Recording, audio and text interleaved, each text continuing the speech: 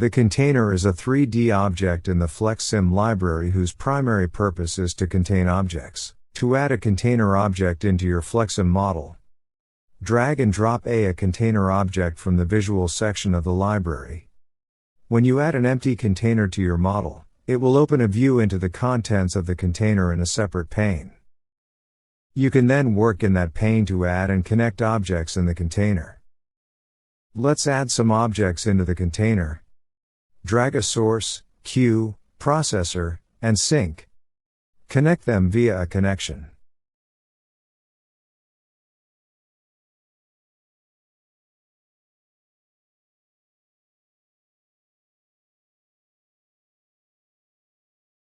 You can select the container object from the 3D view to open its properties.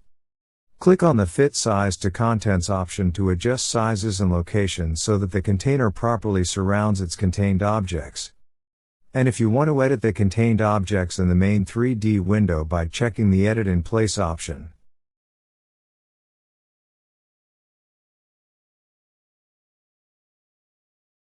Once you have finished adding the objects, you can close the Containers pane and work with the container as a single object in the model's 3D view.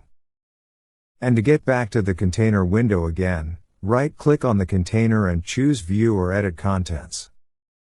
Let's see some of the benefits of using containers in a FlexSim model. Number 1. Moving groups of objects. You can move the container and the sub-objects as a single object in the model.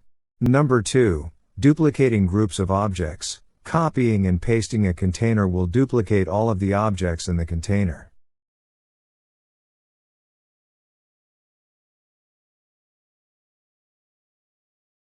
Number 3. Creating a user library. You can reuse the customized container object by saving it as a user library.